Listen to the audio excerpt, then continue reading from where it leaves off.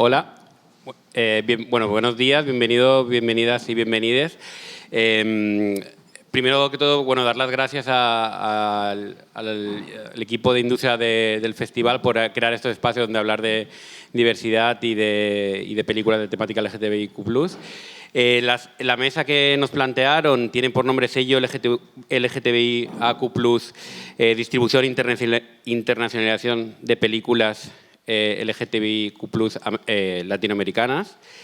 Esta mesa está organizada en colaboración con la Agenda 2030 y con el Premio Sebastiane y Gaitu. A ellos hago también extensible nuestra gratitud. Yo soy Jorge Baños, soy programador y gestor cultural. Entre diferentes festivales programo en la muestra Fire de Barcelona, que es la muestra queer de la ciudad de Barcelona. Y aquí en esta mesa vamos a un poco a debatir y hablar sobre los desafíos y las fortalezas de las películas latinoamericanas de temática y sobre qué juego en esta cadena tienen las distribuidoras, los creadores y las plataformas. Y para ello, bueno, tenemos unos ponentes increíbles que voy a hacer una breve presentación antes de empezar. Pero tenemos a Sandro Fiorin, que es un distribuidor y programador con más de 25 años de experiencia y que funda la distribuidora y agente de ventas Figa Films, que muchos de los que estamos aquí conocemos porque hemos exhibido en festivales muchas de sus películas. Se dedica sobre todo, está centrado a películas latinoamericanas, que distribuye por todo el mundo, y algunos de los títulos que seguramente nos suenen pueden ser Pelo Malo, que ganó justamente la Concha de Oro en este festival, o el documental Bicha Travesti, que ganó el Teddy Award en la Berlinale. Además ha sido jurado y ponente en festivales como Toronto, San Sebastián, Cannes. También tenemos a Ignacio Juridic, que es cineasta. Es formado en la Universidad de Chile, es cineasta chileno y en máster en la Universidad de Artes de Berlín. Y muchos lo conoceremos por el cortometraje Locas Perdidas, que se estrenó en Cannes y ganó la Queer Palm, que es el premio que da Cannes a las películas queer. Y además también su primer largometraje Enigma, que se estrena en 2018 justamente en la sesión Horizonte del Festival Horizonte Latinos del Festival de San Sebastián. Y por último tenemos a Pilar Toro, que es directora de marketing y comunicación de Filmin, la plataforma por excelencia de cine de autor en España, pero además también se formó en brand y marketing en Netflix. Inicia su trayectoria en Canal Plus y en Universal y coordinó la comunicación de la película La Llamada de los Javis, además de impartir clases y formación en desarrollos como en la CAM, en la Mostra Fire le hemos tenido también de formadora, o en el Atlantida Mallorca Talent. Bueno, a los tres muchas gracias. Yo quería empezar un poco por lo que nos planteaba el festival, lo del sello, ¿no? Quería hacer primero una pregunta genérica a los tres, es ¿cómo os posicionáis, cómo veis el concepto de sello LGTBIQ+? ¿Qué significa para vosotros? ¿Es una herramienta de visibilidad? ¿Es un nicho de mercado o es incluso una entidad política en la que cada uno en su área os movéis? Si quieres empezar, Pilar, que te veo con... Bueno, es muchas cosas, ¿no? Yo creo que es un sello, en cierto modo, necesario, y lo digo en parte como persona pues, que ya se acerca a los 40 años y que ha crecido en un mundo sin referentes, ¿no? Cuando yo era adolescente pues no existían las plataformas, eran los inicios de Internet, y entonces pienso que si yo hubiera tenido la oportunidad de acceder a un catálogo como el que ahora mismo tiene Filmin, no por trabajar yo allí, sino simplemente porque es el mayor catálogo LGTBI de España, no sé si del mundo, no me atrevo a decirlo, pero podría serlo. Pienso que podría haberme entendido a mí misma en muchos aspectos mucho antes. Entonces, sí que veo, por ejemplo, en España ya somos una plataforma más grande, pero por ejemplo en Portugal, que sí que estamos en una fase más inicial de posicionamiento de la plataforma, y sí que veo como que hay muchos públicos queers que quieren acercarse a la plataforma porque tenemos ese sello, ¿no? Porque tenemos esa distinción de ese contenido. Pero, sin embargo, creo que lo que también es importante es que, por un lado, si tú quieres, como persona del colectivo o como persona no del colectivo, acercarte a entender esas realidades, pues igual que puedes entender las realidades del conflicto en Gaza o cualquier otro tema que quieres entender o empatizar con otras realidades, puedas tener ese lugar, pero que luego también todo este cine trascienda al sello, ¿no? Quiero decir que si tú estás viendo una colección sobre las grandes obras maestras de los últimos 20 años,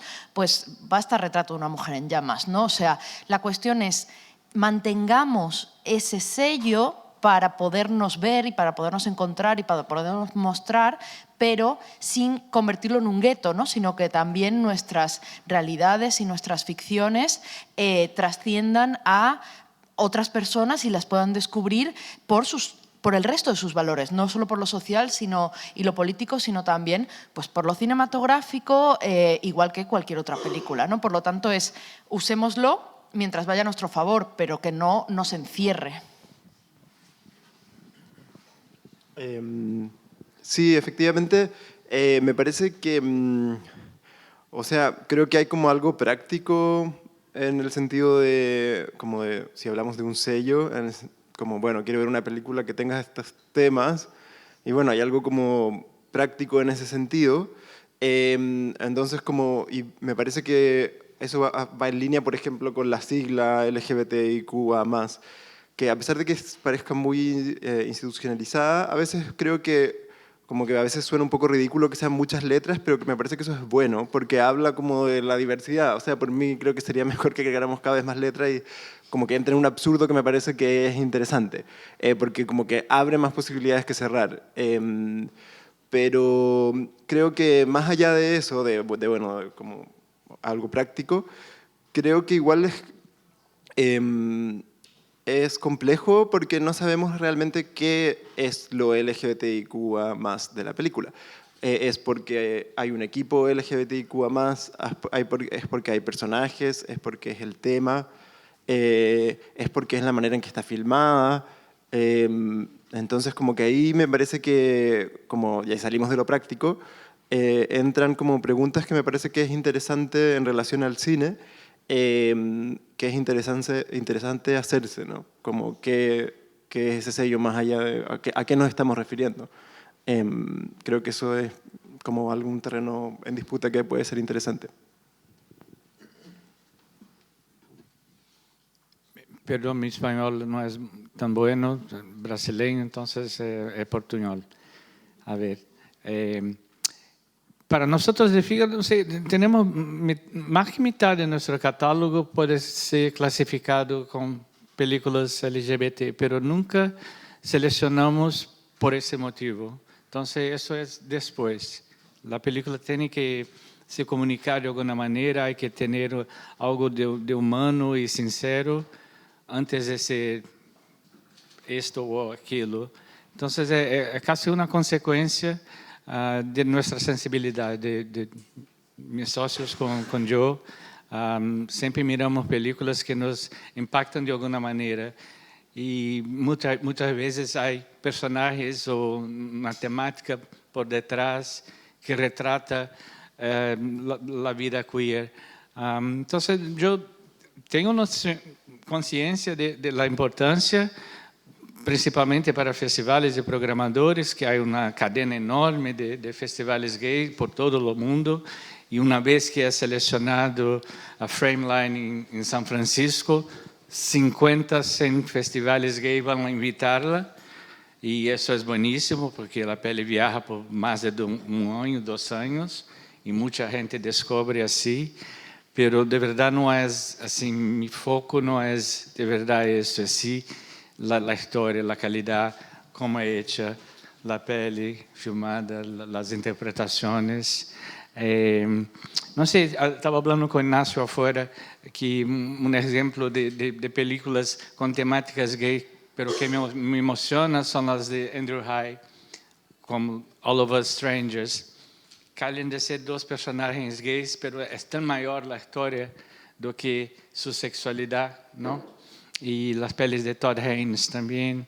Então, são primeiro cinema, depois o sello.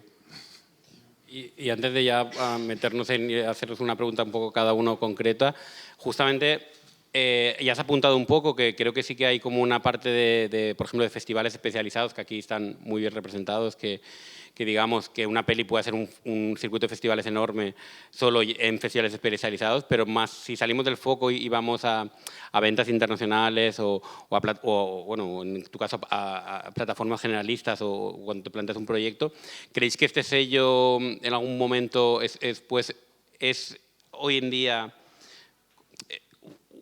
puede limitar, porque se piensa que también muchas veces hablamos siempre la palabra nicho, ¿no? Que no me gusta mucho, pero esa palabra, encasillar, o creéis que puede ser ahora mismo una ayuda, ¿no? Pues el posicionar una película para su recorrido internacional? No sé si...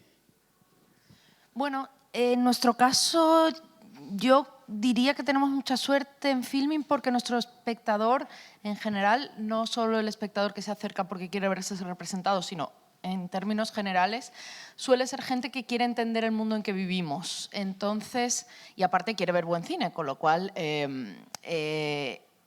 es curioso, diría. O sea, creo que es un espectador que quiere desafiar el algoritmo, lo que está de moda o lo que le satisface o le deja tranquilo, ¿no? Sino que quiere explorar más allá. Entonces, creo nuestro canal Queer es uno de los canales siempre más consultados y creo que esto me hace pensar que es un canal que trasciende el nicho. O sea, que yo qué sé, que a lo mejor hay personas como mi madre que a lo mejor ve una película como pueda ser 20.000 especies de abejas, no porque, yo qué sé, no porque uno de sus hijos sea trans y tenga que entenderlo, sino porque entiende que es un tema que ya precisamente no ha experimentado en su entorno cercano, pero aún así quiere entenderlo, ¿no? Entonces, creo que en nuestro caso no es un sello limitante, sino que es un sello que te invita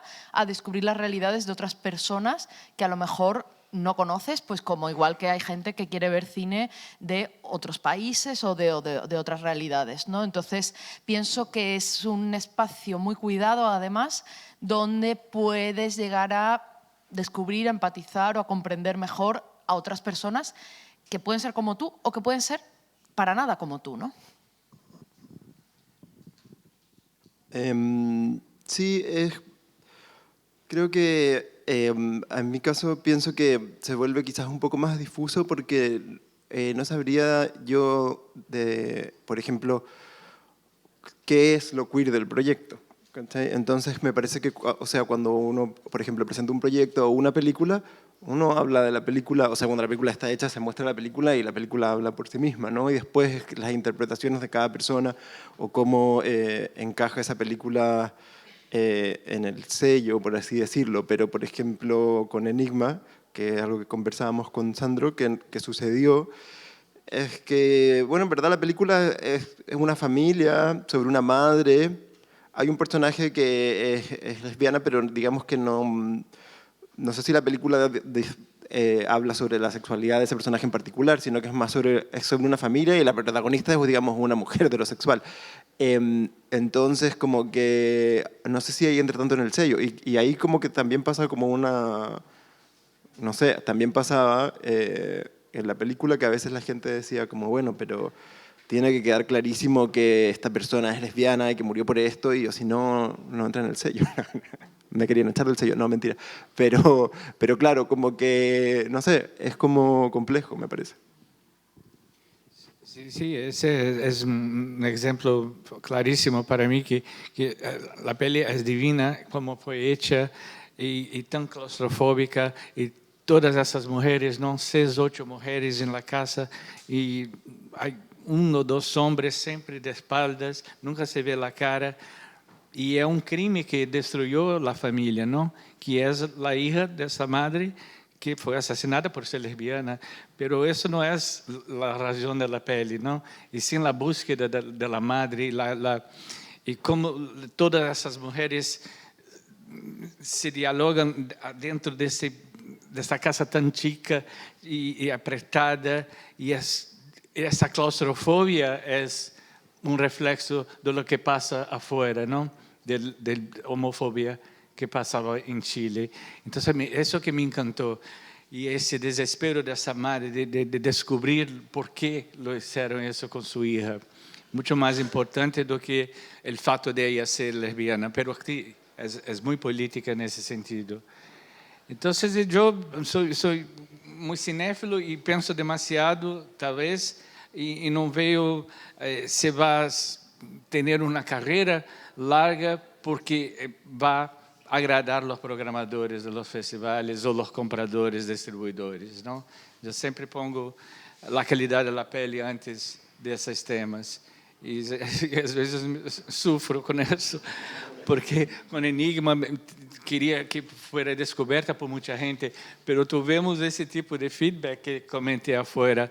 Es bella, pero no es gay suficiente, porque no hay sexo, porque no hay romance, no hay los que esperan eso, ¿no? Y yo no voy a argumentar sobre eso porque... Es interesante que a veces el propio, o sea, los que limitamos el sello somos incluso gente del propio colectivo, ¿no? Que buscamos algo muy específico de una película y que, por ejemplo, ¿no? Que las relaciones afectivas se vean, se visualicen, ¿no? Pero que es mucho más... quería, aprovechando que quería como un poco hacer unas preguntas más concretas a cada uno de vosotros, aprovechando que tenemos aquí a Sandro. Nosotros creo que, bueno, es una sensación que creo está bastante confirmada, que por ejemplo, es más, aquí en España, pese a muchas veces compartir lengua e incluso aspectos culturales, es más fácil, se distribuyen mejor o más fácil las películas europeas, que a lo mejor con una Argentina, ¿no? Y en muchas películas, a mí al menos en el festival en los que trabajo, muchas veces las películas europeas, ya una nórdica viene ya con distribuidora, en cambio una peli argentina de temática y tal, no se distribuyen y no, la peli de Marco Berger ninguna se ha distribuido en España en cine.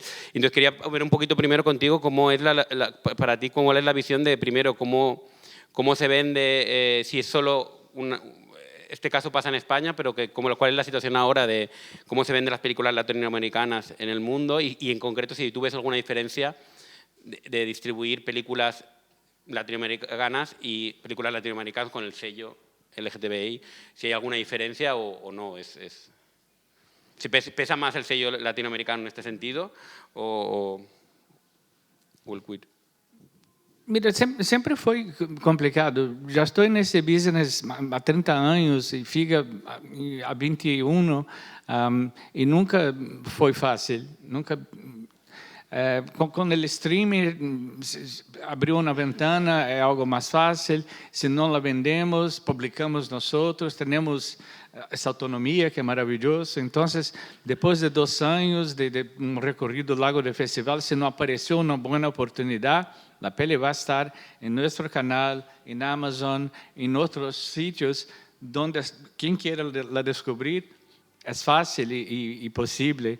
Então, isso eu vejo como muito positivo, mas nunca tivemos expectativa de vender e ganhar muita plata, porque não é porque é latino-americana ou gay, é estrangeira, é fora de Hollywood. E temos que ter consciência. E, además, de autor, e primeira e segunda pele, quer dizer, nós nos imponemos muitas dificuldades, mas é assim que me gusta. São películas de diretores iniciantes latino-americanos e muitas vezes gay. Então, é um nicho dentro de outro, mas é onde estão as perlas, que a mim me encanta, não? Novos talentos, falando de coisas que não são populares, que já foram ditas, que já estão hechas em Hollywood. Eu não quero cópia de comédia romântica de Hollywood, porque eu acesso muito melhor que nós outros, não? Então, eu quero histórias latino-americanas que eu me identifico, que já conheço essas pessoas e apresentá-las ao resto do mundo, não? Essa é a minha missão, que eu me impongo. E não tenho muita assim, preocupação financeira. Obvio que tenemos que sustentar y vivir, pero nunca empecé eso imaginando que iba a ser algo diferente, ¿no? Entonces, dediqué mi vida así y estoy satisfechísimo y de mantener esa integridad, ¿no? De continuar marcando esses espaços de alguma maneira. Pero te cuento que em Espanha há mais de 100 festivais. Há mais festivais do que em França ou Alemanha. E há uma pele com temática gay mexicana que se chama Nudo, Mixteco, que passou em mais de 100 festivais aqui na Espanha.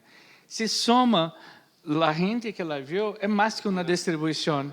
Então, em si, quando há esse recorrido de 2 anos passando em festivais e continuando a passar e sendo invitada, não sei, 10, 15, 20 mil pessoas viram, que seria muito mais que uma semana em Barcelona e Madrid. Sí, es algo que alguna vez hemos hablado entre colegas de programas de festivales, que hay como alguna distribuidora que es más reticente a dejarte la película porque piensa que la está quemando en salas, y hay como una cosa también didáctica que nos toca hacer los festivales, de decir, oye, pero es que si tu peli nos gusta a todos los festivales LGTB, es que vas a hacer un circuito mucho más grande que estrenar en Barcelona, Madrid y Valencia en 3 salas. Y aún hay distribuidores que esto no lo ven, ¿no? Y yo creo que ahí también tenemos que ver, yo creo justamente, al menos en la parte que nos toca como festivales, ahí yo sí que digo que el sello LGTBIQ es una oportunidad, no solo para festivales especializados, sino para festivales como este, que ya tienen su premio Sebastiánes, la Queer Palm y demás, que donde ya, digamos, los festivales generalistas están como obligados, bueno, tienen que tener contenidos LGTB. Yo creo que a nivel de festivales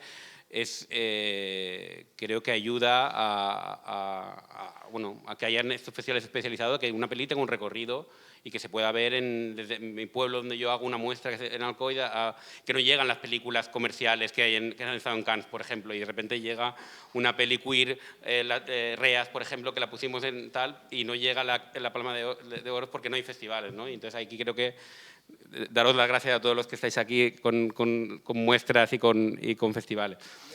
Y así como los festivales queer, LGBT, hay festivales solo de directoras mujeres, de derechos humanos, de indígenas. Y, por ejemplo, Nudo Mixteco entra en todos esos también. Entonces, no solo pasó en los festivales queer, pero diretoras mujeres, indígenas, derechos humanos. Y así es, ¿no? Aprovechamos de toda la oportunidad que tenemos. No, como diría, la diversidad, ¿sabes cómo da dinero? ¿No? Pues esto como que puede pasar tiene un circuito de festivales muy grande. Y Pilar, aprovechando, ya nos has adelantado un poco cómo que vosotros tratáis el contenido LGTB en la plataforma y tal, y quería, aprovechando que tenemos este foco también de Latinoamérica, si veis también, porque yo sí que es algo que he comentado con amigos distribuidores antes de venir a la charla, que porque yo pensaba que a nivel para las distribuidoras habían ayudas de la Unión Europea, y que por eso al principio la gente las distribuidoras distribuían más pelis europeas porque había ayuda. Y no me han dicho, no, que ahora ya hay ayudas también para películas latinoamericanas, pero que se distribuyen menos. Y quería saber si también la plataforma, cuando vosotros veis, también hay es más complicado mover también películas latinoamericanas. No diría al final, porque sí que yo creo que ahí la cercanía cultural sí que es importante, y el idioma. O sea, nosotros, por ejemplo, sorprende mucho a la gente, pero la mayor parte del consumo en Filmin es doblado, más que versión original, a pesar de ser un poquito, ya sabes, gafapastis. Pero mucha gente, ya hemos crecido mucho, entonces mucha gente ve muchas cosas dobladas. Entonces, creo que para mucho público la posibilidad de ver cine en español pero extranjero, creo que es muy interesante. Entonces, sí que hemos tenido muchas películas, pues yo qué sé, como Una mujer fantástica, no sé, muchísimas películas que nos han funcionado muy bien en Filmin, siendo latinoamericanas y queers en este caso. Y sí que creo que ahí a lo mejor se vence, al no tener que pagar una entrada de propio, sí que creo que se vence un poco esa barrera de decir, ay, pues me voy a ver una peli chilena, o me voy a ver una peli argentina o venezolana.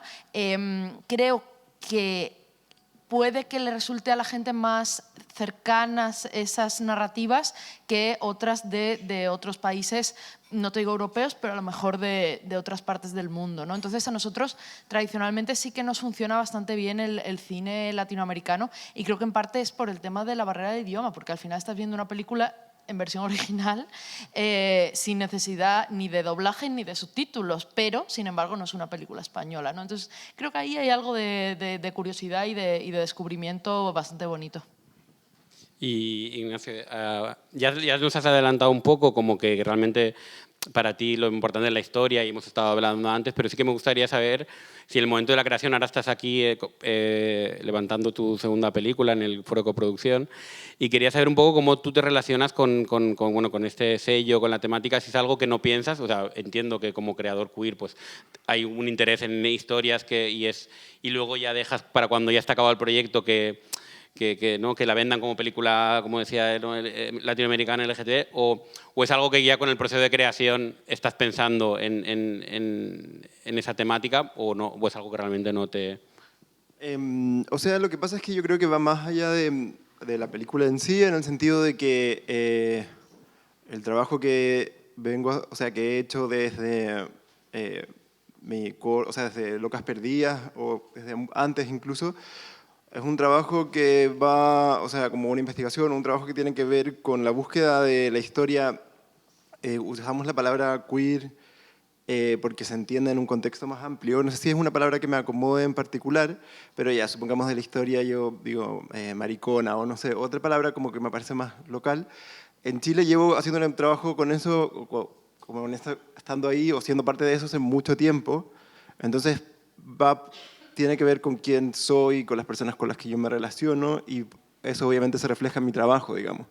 Entonces como que me parece raro pensar una película fuera, o sea, es como sacarme a mí de mi propio proyecto. Entonces, obviamente las películas que yo haga van a ser latinoamericanas porque soy latinoamericano, ¿no? Entonces, como que... y no creo que alguien piense, voy a hacer una película latinoamericana. Así es como, bueno, estoy haciendo en Chile una película chilena. ¿Cómo voy a decir? No, pero no es latinoamericana. Sería muy raro, ¿no?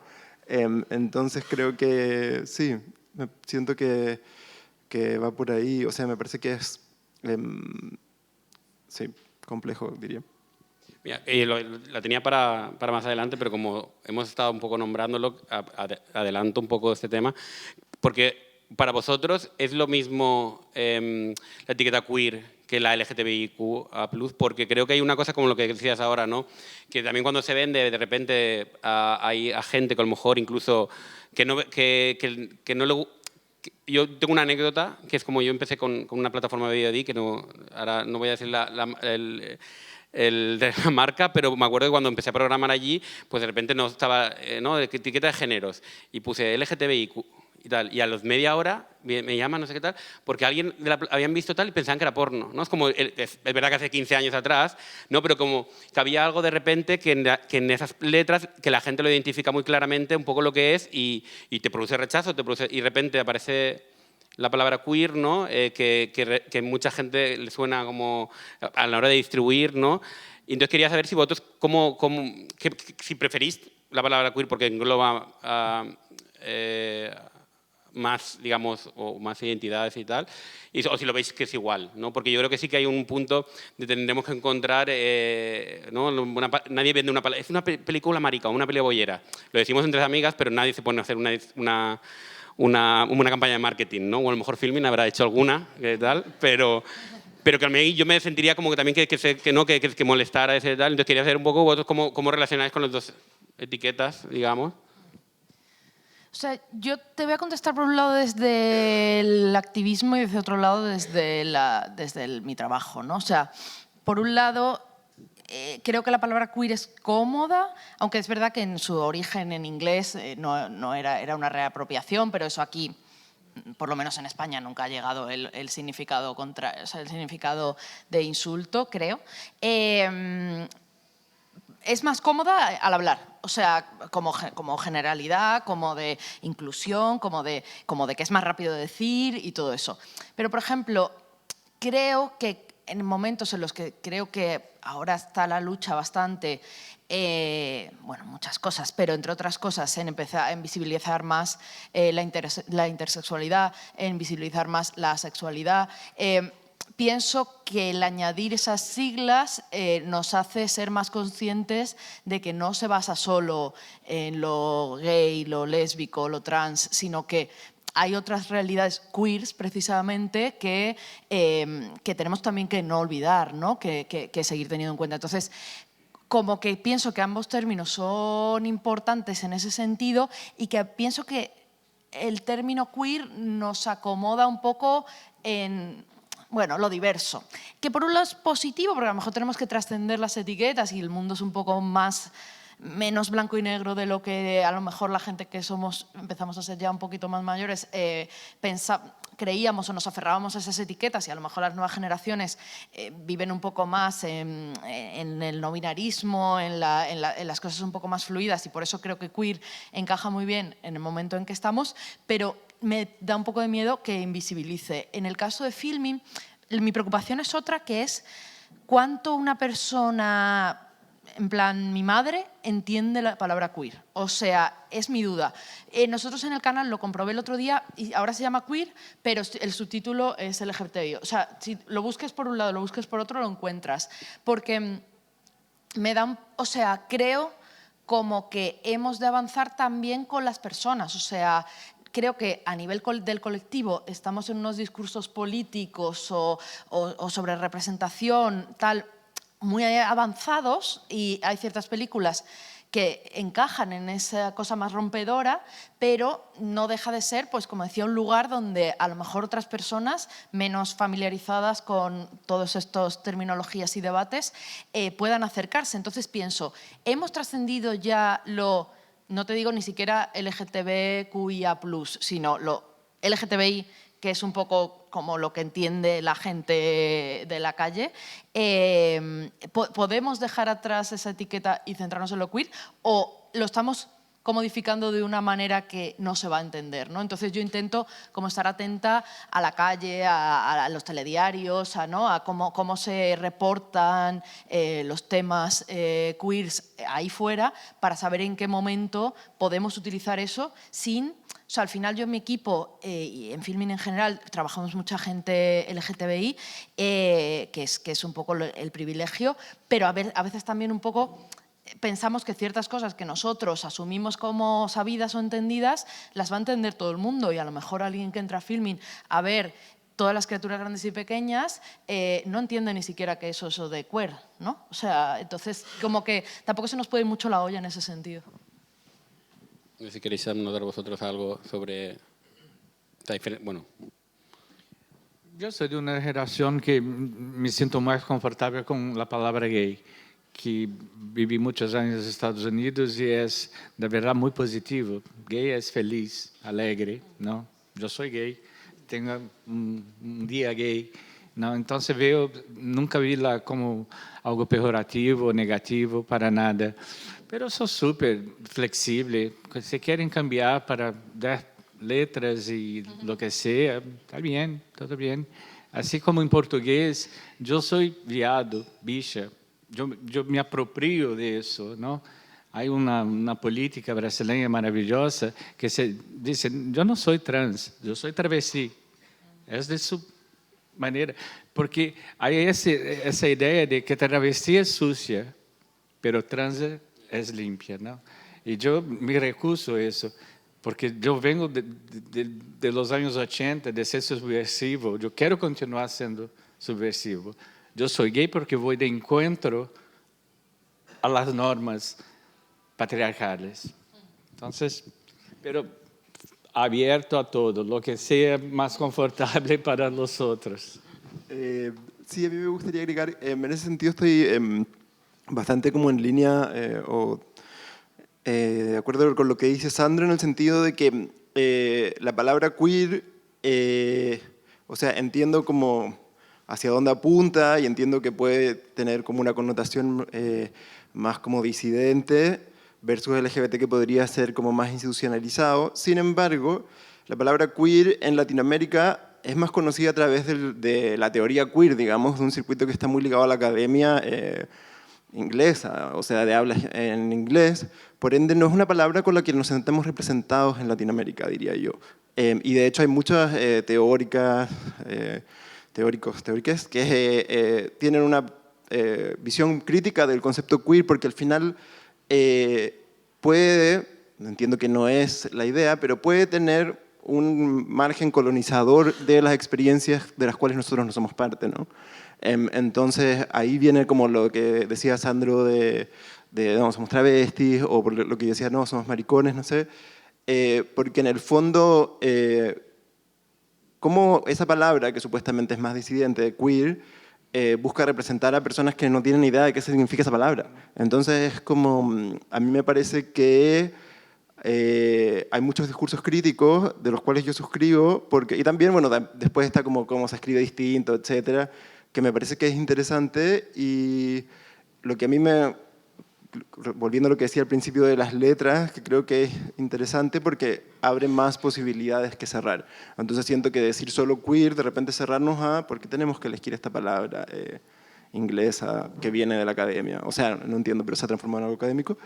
Y por ejemplo, yo recuerdo conversar una vez con una mujer trans de 70 años como chilena, y estábamos hablando como de la movida queer no, en Chile en los 60, y decía, bueno, en ese tiempo no existían los gays, y no era porque no hubieran personas homosexuales, sino que esa palabra no se usaba. Entonces, decía, había mariquitas, maricones, y era como un sinfín de posibilidades, ¿no? Y a mí eso me parece muy lindo, como de abrir y no cerrarnos en una sola categoría, sino en infinitas categorías. Entonces, creo que eso yo apostaría más hacia ese lado. Bueno, pues quería aprovechar también, es verdad que todos aquí, bueno, pertenecemos un poco cada uno en festivales, en creadores y tal, en plataformas, a un circuito más independiente, más alternativo, pero quería también saber vuestra opinión justamente que a mí al menos me pasa que cuando este sello LGTBIQ+ lo cogen, por ejemplo, grandes distribuidoras, grandes productoras, creadores, de repente que no son parte del colectivo, pero hacen una peli porque trans, porque ahora tal, ¿no? Quería ver un poco cuál es vuestra opinión cuando este sello LGTBIQ+,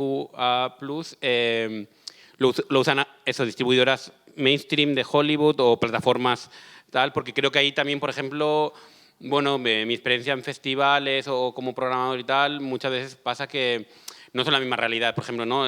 Plataformas X comerciales, por lo mejor muestran una realidad gay de ¿no? blancos, ricos y tal, y eso es el 50% de la producción y distribución que hacen, y luego olvidan la otra, o cuando lo muestran es de alguna manera más estereotipada o conflictiva. Entonces quería un poco ver también cuál es vuestra opinión, pues, por ejemplo, ¿no? ¿Cómo ves tú cómo otras plataformas usan este sello, o como otras distribuidoras, si te has visto también en esto, que alguna grande plataforma quiera alguna de tus pelis y veas que no la haya, a lo mejor la haya vendido de una manera que no te haya gustado? Bueno, era un poquito... Para mí yo hay algo que suelo decir y que lo que creo bastante en mi experiencia, que es que las empresas no tienen valores, los valores tienen las personas. Entonces, depende mucho de quién esté ahí dentro y quién esté peleando a todos los estratos, o sea, de qué cine se está produciendo, de qué cine se está comprando, de qué cine se está distribuyendo, dependerá que lo que luego quieran hacer con ello sea pinkwashing, o lo que se suele llamar, ¿no? Como lavarse la cara a través de nuestros, o rainbow washing, lo que sea, lavarse un poco la cara en junio ponerse la banderita, etcétera y todo. Y yo, por ejemplo, en Filming pues yo qué sé, con Zaida Carmona, que está en nuestro equipo, mucha gente, debatimos pues cada año en plan de ¿estamos autorizados a hacer una campaña del orgullo? Y pensamos, sí, porque al final tenemos un catálogo que nos avala, un equipo editorial que adquiere estas películas, estas series, y durante todo el año hablamos de ellas. No es solo que en junio no hablemos, ¿no? Y utilizamos... bueno, damos un poco vía a nuestros propios valores, a nuestro propio activismo en esas campañas, ¿no? Este año creo que tuvimos una que se llama Ojalá nos hubiéramos visto antes, de ojalá hubieran llegado esas representaciones en nuestras vidas antes, etc. Pero bueno, yo he trabajado 4 años en Netflix y a mí me parecía que también había una cosa bonita allí. Yo he hecho alguna campaña del orgullo allí. Por ejemplo, hicimos una que se llamaba Qué orgullo de verte aquí, que lo que hicimos fue hacer un circuito de exterior en pueblos pequeños, en lugares pequeños, en ciudades de provincias, en lugares más pequeños, donde a lo mejor no está tan asimilado la normalización de lo queer, y utilizamos para ello ciertos personajes de series y películas que teníamos en la plataforma. ¿Qué pienso con las plataformas grandes? Pienso que cuando deciden hacer el bien, o sea, que cuando hacen, pues yo qué sé, una serie tipo Sex Education o cosas que puedan estar genuinamente bien a nivel de valores y de todo, tienen una llegada al mainstream y a las casas de la gente. Una serie como Heartstopper, por ejemplo, pues es muy blanca, pero los chavales de 12 años la están viendo en Zafra, en mi pueblo, o sea, y ahora todos quieren ser bisexuales, ¿no? Quiero decir... entonces, como que me enorgullece mucho poder trabajar en una plataforma que es casa de películas más disidentes o de películas más distintas, pero también es importante que en las plataformas grandes haya, por un lado, gente que quiera producir, distribuir y promocionar estas narrativas, porque es que ellos tienen una capacidad de llegar a mucha gente, tanto gente del colectivo que no se haya atrevido a dar ese paso porque vive en X lugares o porque sus familias lo que sea, como a esas propias familias, ¿no? O sea, el hecho de que trascienda una película pues como 20.000 especies de abejas, pues pienso que hace que la realidad trans, aunque podamos ser críticos con esa representación desde el colectivo, hace que se conquisten ciertos lugares a los que a lo mejor los que trabajamos un poco más en los márgenes no podemos llegar, ¿no? Entonces, como que esos pasos ayudan a que luego los que estamos detrás rompiendo cosas podamos seguir rompiendo cosas mientras otros hacen que esas cosas acaben a lo largo de los años llegando a las mentalidades de las personas y normalizando realidades que desde los márgenes es mucho más difícil llegar ahí, ¿no? Pero, y mira, aprovecho que has hablado justamente de Netflix y de campañas, pero también cómo ves el futuro, porque a mí creo que también llevamos como unos años donde justamente esta representación han sido... como parece que las únicas polémicas que tienen más, pero que no, es como el beso de la película de Buzz Lightyear y tal. Y cómo estas plataformas a veces reaccionan ante estos críticas, y cómo estamos viendo, por ejemplo, todos los programas de diversidad o todos los programas de diversidad y de editorial que tenían las grandes plataformas, les han despedido a todos en los últimos años con tal. Y claro, nos viene todo esto viene mucho de Estados Unidos. Quería un poquito solo un apunte de cómo ves el futuro. ¿Eres optimista en este sentido? ¿O? Yo he dicho muchas veces y ahora ya lo he visto ocurrir, que podemos ser críticos con el rainbow washing y con que las marcas se pongan la banderita en junio, pero el verdadero terror es cuando lo dejan de hacer. Porque claro, cuando interesaba, y Microsoft o quien sea, se veía que el hecho de ponerse la banderita le hacía ganar dinero, que al final para estas grandes corporaciones es un poco lo que importa, al final hace que todos nosotros estemos más seguros, porque el capitalismo le interesamos. Pero ahora parece que hay un cambio de tendencia donde ya no interesa tanto, pues por los movimientos políticos que están ocurriendo, especialmente desde Estados Unidos y todo lo que estamos viviendo, parece que ahora no pasa nada por ser homófobo de nuevo, ¿no? Entonces, si a lo mejor tú te pones la banderita, habrá gente que en vez de aguantarse dirá, pues yo no quiero estar aquí, porque ahora ya no pasa nada si digo que no quiero estar aquí, ¿no? Entonces, creo que en parte por presiones, en parte por miedo y sobre todo por dinero, básicamente, hay muchos sitios donde ya este activismo safe que se hacía ya se ha dejado de hacer, porque ya no interesa tanto, ¿no? Entonces esto yo lo veo desde la perspectiva del marketing y a lo mejor es un poco superficial, pero creo desde hace 2, 3 junios que las marcas cada vez más se suben menos a este carro, que tanto criticábamos que se subieran al carro, es cuando yo le he visto las orejas al lobo y he dicho, vale, o sea, si el mercado no quiere apropiarse de nosotros, igual es porque la sociedad quiere empezar a quitarnos lo que habíamos conquistado. Entonces, ¿cómo veo el futuro? El futuro inmediato da miedo, pero no da miedo en lo representacional, da miedo en lo político, o sea, da miedo todo lo que estamos perdiendo y que no se nos olvide que los derechos son conquistados y peleados y que tal y como los tenemos los podemos perder. A largo plazo creo que lo conquistado es difícil de perderse, entonces creo que volveremos. Pero creo que es más importante que nunca, precisamente, que los que estamos trabajando fuera, digamos, o de manera independiente de esas grandes influencias, sigamos haciendo este activismo, aunque sea dentro del capitalismo, porque al final seguimos estando ahí, pero que sigamos intentando pelear porque estas narrativas sigan ahí, porque ahora, para las personas reales en su casa, va a ser más importante que nunca que sigan existiendo estas narrativas. Me estoy poniendo un poco meeting, ¿vale? Pero es que todo se mezcla, ¿vale?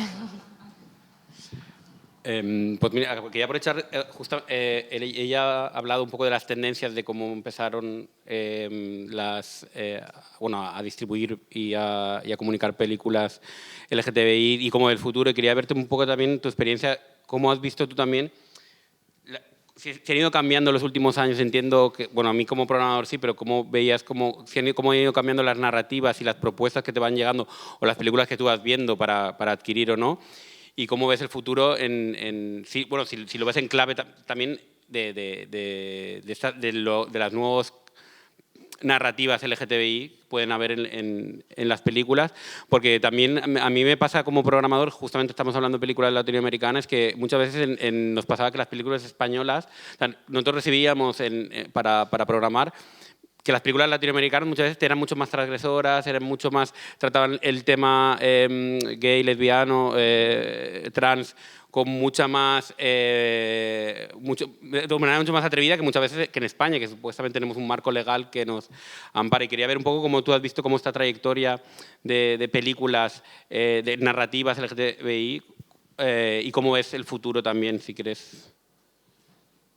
No sé si voy responder bien, pero no hay respuesta incorrecta. Mi problema de verdad es que continuamos siendo colonia y los europeos y americanos nos ven como algo de menor y salvaje y exótico, y si es Brasil hay que tener samba, y si es argentino hay que tener un poco de tango, y si no es chileno, todos esos clichés que me incomodan y que yo estoy siempre intentando romper más do que cualquier otro sello, ¿no?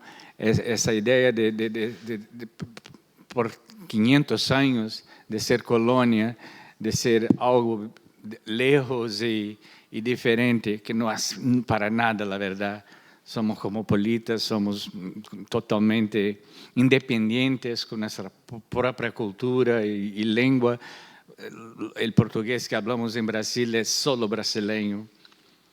Es una dificultad enorme entender el portugués continental, porque no tuvieron la influencia africana y asiática que Brasil tiene.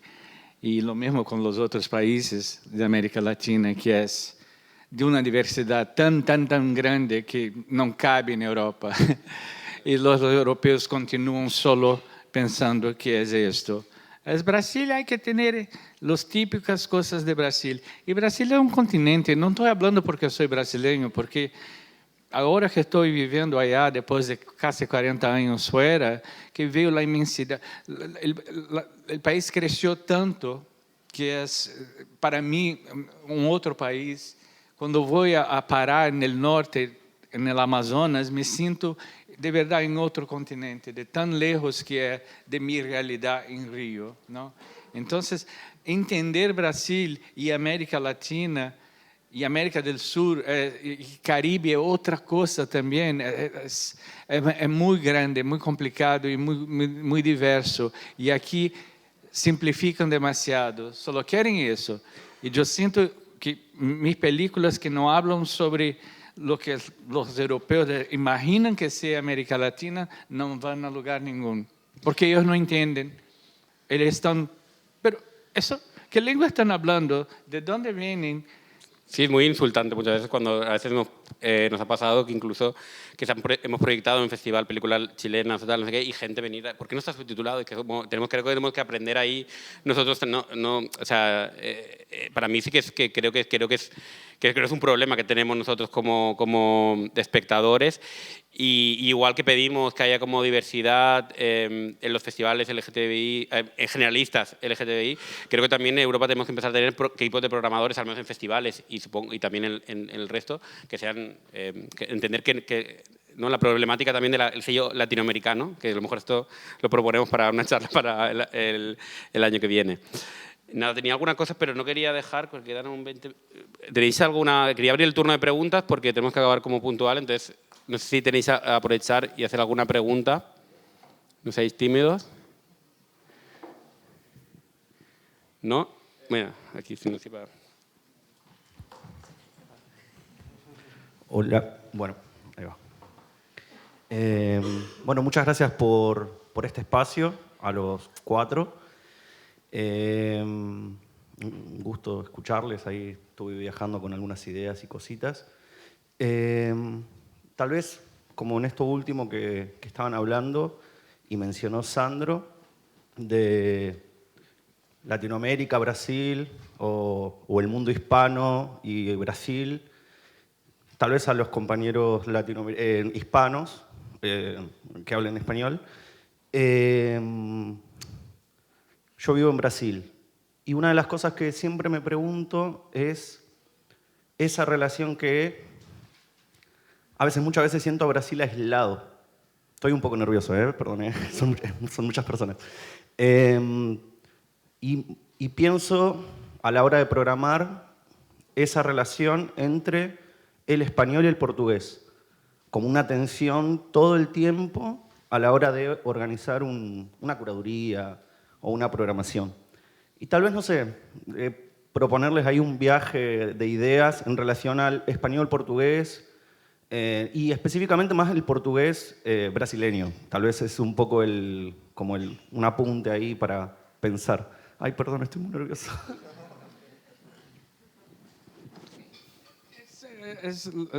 Es la geografía de verdad, ¿no? Así como Chile está isolada por los Andes, está una pared dividindo. Y Brasil, toda la costa que está de frente a África, entonces es más fácil llegar a Portugal do que llegar a Lima, porque hay todo un mundo que es la Amazônia, ali que no hay nadie, no hay ni aeropuerto. Entonces, hay un poco de geografía de verdad. Ahora entiendo mejor que, às vezes, para volar de Río a Bogotá, tengo que ir a Panamá, hacer un triángulo. No hace sentido, porque de verdad no hay gente suficiente para llenar un avión, que sería mucho más fácil, sería 2, 3 horas y me dura 8 horas.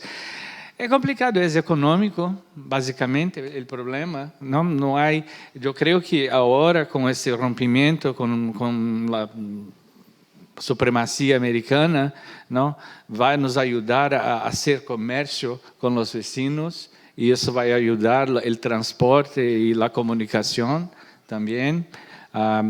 Eu, porque saí de Brasil muito jovem, y cuando llegué en Estados Unidos nunca me vieron como brasileiro, pero como latino, yo entendí que no había distinción si hablaba portugués o español o lo que sea. Era parte de este grupo, ¿no? De ese nicho racial. Es un latino cualquier. Y fue duro, fue complicado entender eso. Por un par de años me sentí malo, pero depois abracei e me senti, não, sou latino e hablo uma língua que para vosotros é a mesma, pero é muito diferente, não? Não é só porque é português de Brasil. O espanhol de Chile para mim é complicadíssimo entender, pero lo de Colômbia não. Hay alguna cosa que es más fácil al oído, ¿no? Lo de Bolivia es súper claro para mí. Pero cuando voy a Valdivia no entiendo absolutamente nada, ¿no? Y es español, pero son sotaques muy fuertes, ¿no? Y ahí que fui entendiendo la dimensión y la grandeza del continente, ¿no? Y cuando vendemos para Filmin, cosas así, hay que ser español neutro, ¿no? Que es un otro tipo, que agrada, que es mucho más fácil de entender. Entonces, a veces, una peli mexicana de nosotros ven con subtítulos en español neutro, porque es llena de expresiones típicas mexicanas y indígenas también. Pero sí, creo que más político do que racial o cualquier otra cosa. Sí, porque, perdona, es verdad que nosotros hemos estado hablando todo el rato como Latinoamérica en filming y tal, y es verdad que quería aprovechar que estabas aquí para preguntarte cómo funcionan también o sea, cómo se mueven las películas, por ejemplo, ¿no? Cuando las películas latinas que tienes entre el mercado, o sea, también hay dificultad, me refiero de cuando tienes una peli chilena, como en este caso, ¿es fácilmente exportable a otros territorios, a otros países de Latinoamérica, o también hay una dificultad y se quedan solo en el territorio? Porque también es interesante ver cómo, no solo cómo se venden en España, cómo vienen a festivales europeos, sino que es algo que desconocemos un poco, cómo se mueven allí las películas. Y si hay algún, o sea, si crees que, por ejemplo, ¿no? Películas que has tenido como, bueno, pues Bicha Travesti de repente funciona solo en Brasil, o bueno, o que sea el personaje que es y el momento de trans hace que también se venda en Argentina, en Chile. Bicha Travesti es una anomalía porque se tornó una referencia y centenas de universidades la adquirieron. Entonces es ahora parte de estudio de todo, ¿no? No solo transexualismo y documental. Y fue la primera, ¿no? Tuvimos la suerte de ser parte del principio de todo ese movimiento. Y Lynn, de Quebrada, la protagonista, se tornó una estrella en este momento, ¿no? Hiciste el concierto de encerramiento del Terry y vimos de un día para otro era una estrella. Llegó desconocida y después era seriada por millones de personas queriendo estar perto de ella. Y se tornó algo mucho mayor en Brasil también, hacer novelas y reality show. Entonces fue una explosión y nunca esperábamos. Esta peli fue hecha con $10,000. Con premio de la peli anterior de los directores, que son muy amigos, son una pareja y no son para nada gay, pero son antropólogos y hacen documentales sobre cuestiones así. Entonces nos sorprendió todo, pero fue el momento y el suceso, el éxito de Lynn como artista, no solo cantora, actriz, pero muy política y hablando muy abiertamente. Y eso para mí es lo más importante, porque no solo ganó el Terry y fue a centenas y centenas de festivales, es parte del acervo de Harvard, de Oxford, de todas las universidades. Entonces los jóvenes tienen que ir a ver para escribir los papeles. Entonces eso para mí es lo que mejor podría acontecer. Aliás, eso para todas casi mis pelis, cuando son adquiridas por universidad, me quedo ya, bien hecho, porque van a estar preservadas, ¿no? Van a ser parte del acervo que los estudiantes van a volver a asistir para escribir algo al respecto. Sí, yo soy muy defensor de todos los circuitos alternativos de exhibición, porque creo que justamente de cine independiente y demás, desgraciadamente la situación de las salas, pero en cambio yo creo que cada vez hay más interés también en circuitos alternativos y no solo festivales, muestras de universidades. ¿Nos da tiempo a alguna pregunta más? Aquí hay una, dos. Hola, ¿qué tal? Oh, bueno, pues, ¿Se escucha? Sí, ahora vale. sí. Luego hay que Hola, dos ¿qué más. tal? José Gil de Masterfy Field Sales. Bueno, escuchando hablar de distribución de cine latinoamericano ya es complicado de por sí porque, bueno, no tenemos apoyo en general. Ibermedia estuvo muchos años con un fondo de distribución que lo quitaron, que creo que duró 10 años sin estar. Ahora han creado un nuevo formato que es muy poco dinero y que tampoco va a permitir que funcione, a mi parecer. Pero creo que, o sea, hablando de cine latinoamericano en general y más aún LGBTI. Jorge, ahora comentabas lo de las salas independientes y en Latinoamérica son sobrevivientes. O sea, son salas que están... En Chile hay una red de salas muy potente, pero que también hace un esfuerzo enorme para poder llevar gente a las salas. No tenemos tampoco formación de audiencias como tienen en Europa desde el colegio y como se va a hacer ahora en España o como se hace en Francia y en Alemania hace un montón de años. Entonces creo que es un problema súper complejo, ¿no? Viéndolo en 360 es como que por un lado no tienes el apoyo para las distribuidoras ni las salas para exhibir cine LGBTI, pero tampoco tienes audiencias para el cine latinoamericano en Latinoamérica. Y justo hablaba Pilar de Una mujer fantástica.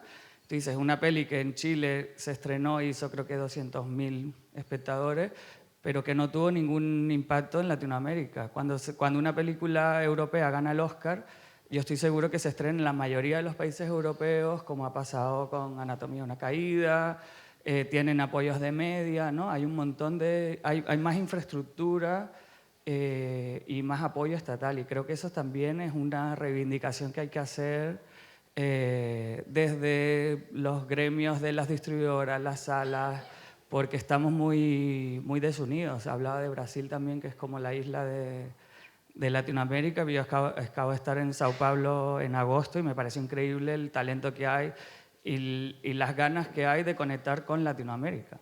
Entonces no sé también si desde sus experiencias al panel han pensado en cuáles podrían ser esas salidas también hacia estos problemas que son que se ven como enormes, ¿no? Bueno, qué bueno mencionar el trabajo que hace la red de salas de cine en Chile, que en el fondo es una red de salas independientes que están todas agrupadas, y me parece que ahí ese trabajo, que creo que es ejemplar y es un orgullo para nosotros, para mí ahí puede haber una respuesta que tiene que ver con la comunidad, ¿no? Y que ahí volvemos como a la comunidad en un amplio sentido, de que lo que yo creo que es lindo de la red y también, por ejemplo, de los festivales de los que hemos estado hablando hoy, es que son lugares donde nos agrupamos para llevar películas y juntarnos, conversar, ir a una fiesta, estar en comunidad, digamos, encontrarnos los unos a los otros y gestionar esos espacios, ¿no? Que es difícil, es a contrasentido y un montón de cosas más, ¿no? Pero me parece que yo veo una respuesta y un camino que a mí me hace sentido desde ahí. Y también me parece que ahí hay como, retomando cosas que hemos hablado ahora, que es como, bueno, si quieres hacer una película chilena, pero quieres venderla, entonces vas a poner un español más neutro, y después te preguntas por qué en Chile la gente no la quiere ver. Bueno, no sé, ¿no? Sucede. Y ahí yo no sé cuál es el camino correcto en ese caso, pero hay uno por el que creo y sigo. Y sí, hay distintas formas, pero yo volvería, y me parece que la respuesta está en la comunidad y en el trabajo colaborativo que podemos hacer. Yo tengo plan de... Había dos, bueno. ¿Esa funciona? Sí. Yo tengo plan de hacer, ahora que estoy viviendo en Brasil, muestra latinoamericana, itinerante por todo el país, pero siempre traer 10 directores latinoamericanos para dialogar con varios brasileños, ¿no? Para ter esto anualmente, porque la Mostra de São Paulo, que es el mayor festival con 400 filmes, el Festival de Rio también, pero 90% son las pelis, ¿no? De Cannes, Berlín y Sundance. Un espacio hay, pero algo dedicado solo a este cine contemporáneo latinoamericano que estoy hablando, quebrando, rompendo las barreras, eso que me interesaría hacer. Y ya postulé porque hay varios editoriales en Brasil y va a pasar, porque yo yo lo he hecho anteriormente en Los Ángeles y fue maravillosa la experiencia, pero demanda mucha atención, ¿no? Y es primordial traer esos directores, pelo menos 10. Si son 10 películas, los 10 directores, los productores que vengan para ter esse diálogo, corpo a corpo, nesses eventos. São coisas alternativas, pero funcionam muito melhor do que abrir uma pele em cine adentro de shopping. Eu já tentei hacerlo isso. E não é só porque é desperdício de energia.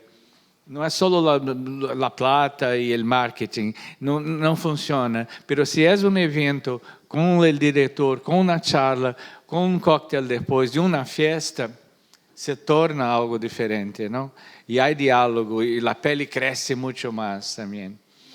Não sei, eu sempre vendo alternativas otimistas para quebrar essas fronteiras, não?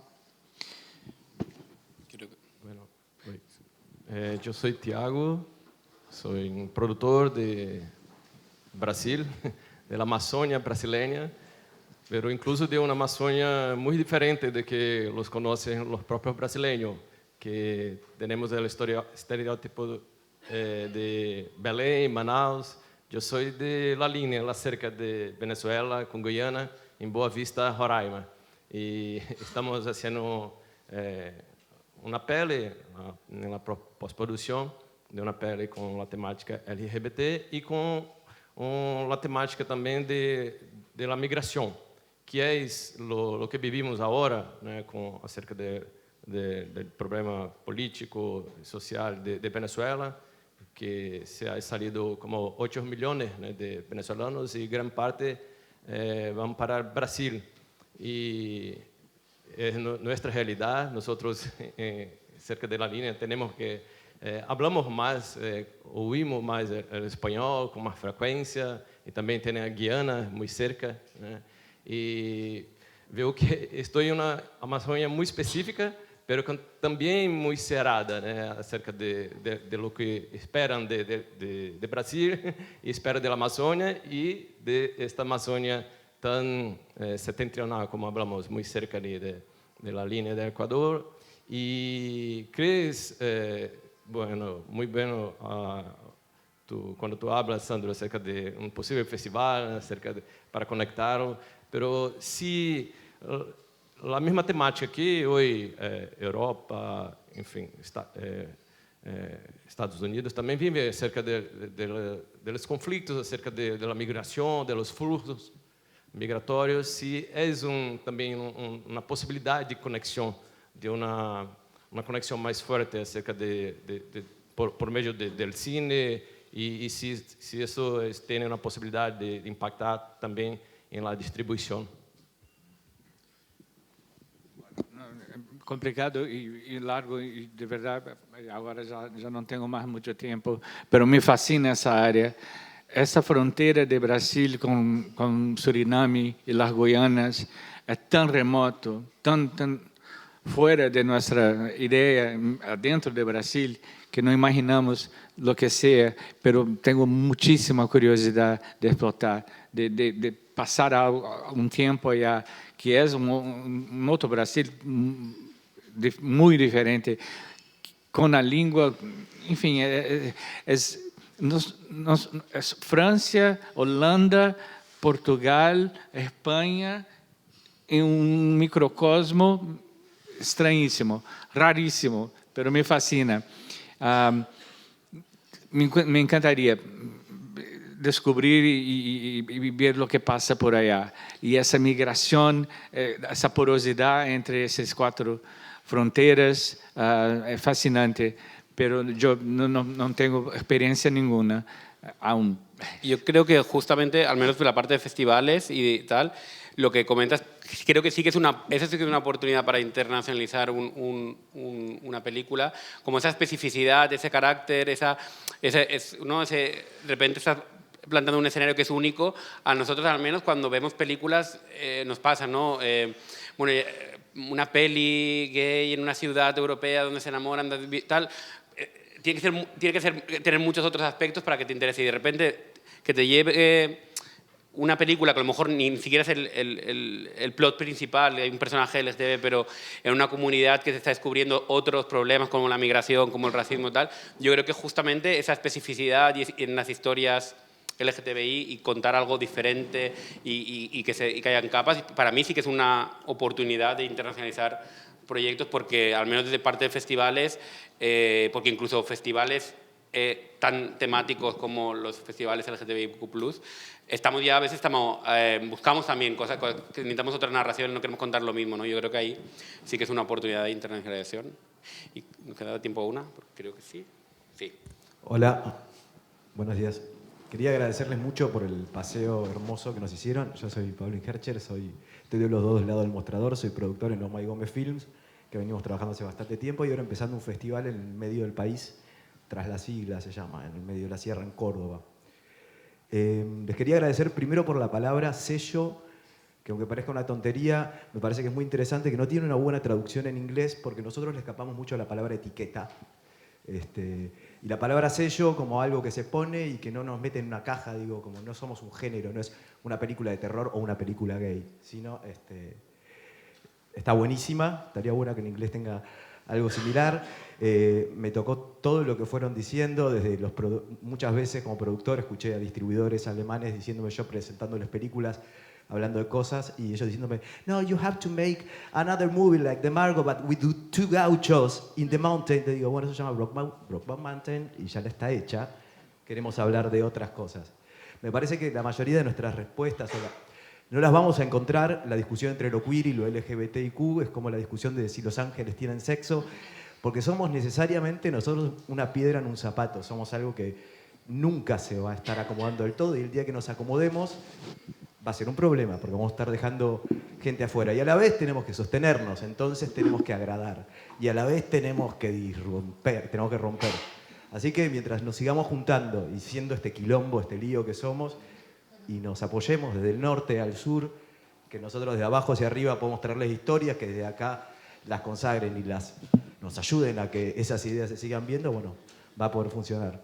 No era tanto una pregunta como una reflexión y un agradecimiento. Muchas gracias. Gracias.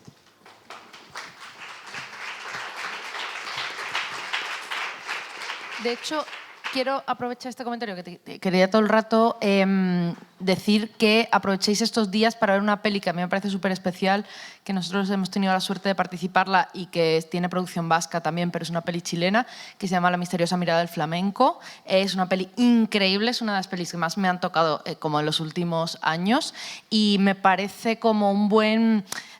no sé, creo que ejemplariza un poco de lo que estamos hablando, de una película muy especial, con una voz autoral muy especial, con un español nada neutro, con unas disidencias de género, pero con una belleza y un cine y una cosa súper bella. O sea, que creo que nosotros en Filmin nos gusta mucho ser recomendadores y me gustaría recomendaros esa peli. Si os la perdéis aquí, que espero que no, estará en salas, y si os la perdéis en salas, estará en Filmin. O sea que recuperadla. O sea, prefiero que la veáis en sala porque de verdad que es muy bella, pero si no, no pasa nada. También guay si la veis en Filmin. Pero no sé, que creo que con lo que estabas hablando me ha hecho pensar en esa peli y de cómo al final ha sido una peli coproducida entre varios países, entre ellos la productora de aquí del País Vasco, y que creo que tenemos como que unir esos lazos y tender esos puentes para que al final no solo para que lo queer, las historias queer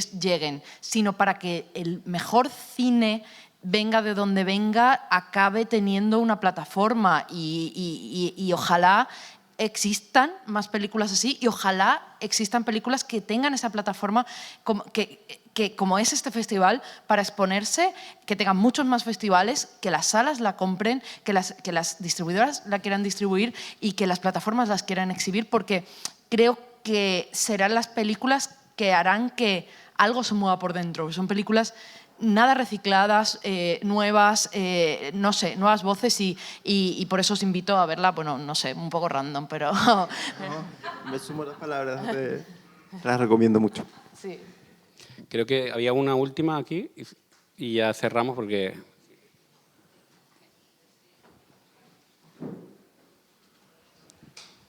Hola, soy Lourdes Gil de Cinema Queer México. Y bueno, como también ya platicaban y ya mencionaban antes, como todas estas conversaciones nos han como hecho reflexionar de distintas formas. Este año, por ejemplo, nos planteábamos también el uso de queer junto a México y si escribirlo de forma distinta nos ayudaría a acercarnos más como a nuestras raíces mexicanas y como realmente qué significa el uso de la palabra queer para nosotros. Esto es algo que hablamos mucho también cuando comienza el festival y principalmente la prensa es como siempre nos hace esta pregunta de qué es queer para ustedes, qué es cine queer. Entonces nos han hecho reflexionar mucho y también por nuestras filas ha pasado Nudo Mixteco, ha pasado La amiga de mi amiga. Somos fans de Filmin en México, no nos pregunten cómo lo vemos, pero somos muy fans. Y también mi pregunta más también un poco enfocada, aprovechando que hablaban de Ángeles Cruz, a quien queremos mucho en México, y de Zaida, también como el papel de las mujeres, de las disidencias, de las personas NB, de las identidades trans detrás de la cámara, ¿no? Como también preguntarles como para ustedes como cuál es esa relevancia cuando están produciendo, cuando están seleccionando películas, cuando están haciendo su plan de distribución, pues también como en dónde queda esta pregunta de quiénes están contando esas historias, ¿no? Y lo relevante que sigue siendo preguntarnos esto y quiénes somos las personas que estamos aquí platicando sobre este cine queer. Y creo que no deja de ser muy relevante el visibilizarnos, el hablar y darle también ese espacio de nuevo, ¿no? A mujeres, a personas no binarias y a identidades trans, etcétera, etcétera, etcétera, en este gran pues, diverso panorama de las identidades y experiencias. Yo creo que, bueno, aprovechando esto, creo que es súper importante y aparte una cosa más, creo que aquí el único eslabón que nos faltaría es como la producción y yo creo que una de las cosas para que justamente acaben vendiéndose películas con voces propias, arriesgadas y que vayan a festivales y acaben en plataformas.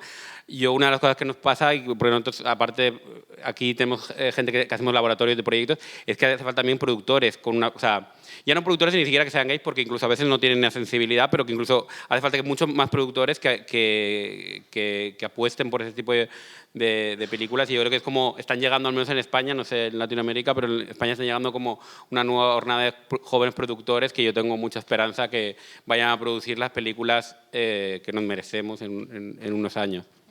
Y yo creo que, bueno, nosotros hemos colaborado, Jorge y yo, a nivel del Fire Lab y de la muestra Fire, y creo que cada vez más este universo un poco de, no solo de festivales, sino de laboratorios también, que existan esos laboratorios, y no solo laboratorios específicos de lo queer, sino que se dé espacio, cabida a las historias diversas. Te digo en lo queer como que te digo en feminismo, como que te digo en lo racializado, como que a nivel de las ayudas de Erika, que a nivel de las ayudas que es el poder tener una ayuda al desarrollo, en el tema que es poder ir a un laboratorio. A mí me gusta mucho, y todos lo saben, bueno, llevo 2, pero espero que me vuelvas a invitar, al Fire Lab, porque ahí ves como tanto en series como en películas que se está dando plataforma no solo a las historias per se, sino creo que también a los y les profesionales que están detrás. Entonces, ahí sí que empiezas a ver ese caldo de cultivo y el problema es que a veces, como el sistema un poco construido privilegia al final al que ya tiene algo, ¿no? O sea, es más fácil seleccionar a uno o una unidirectore que ya tiene una trayectoria de éxito, lo que sea, a veces cuesta como dar ese primer impulso, esa primera oportunidad, y creo que estos laboratorios más alternativos están siendo un buen lugar para que esos...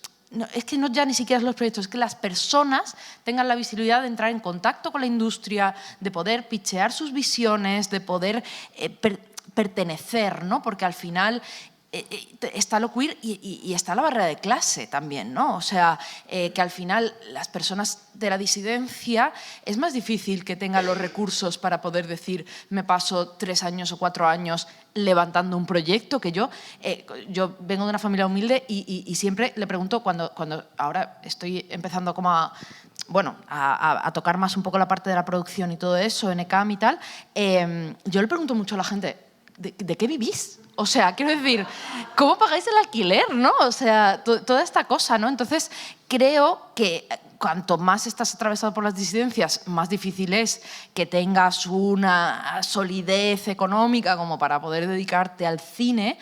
Por eso creo que los recursos públicos y los recursos públicos que mueven las ayudas y los festivales tienen que abrir esa mente, porque si no llegamos a elevar a estas personas... Pues, La amiga de mi amiga que tú mencionabas, es una película que se levantó con 12.000 euros con un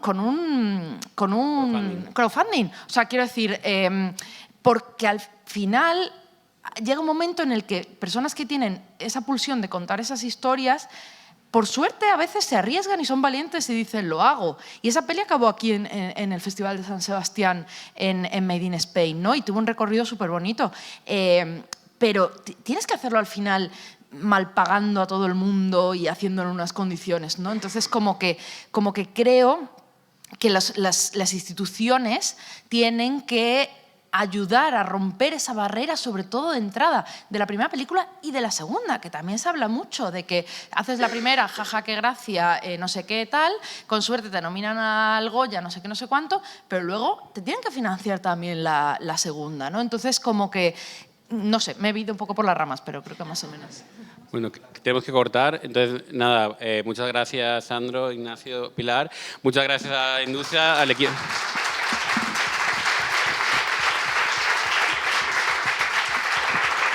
Bien.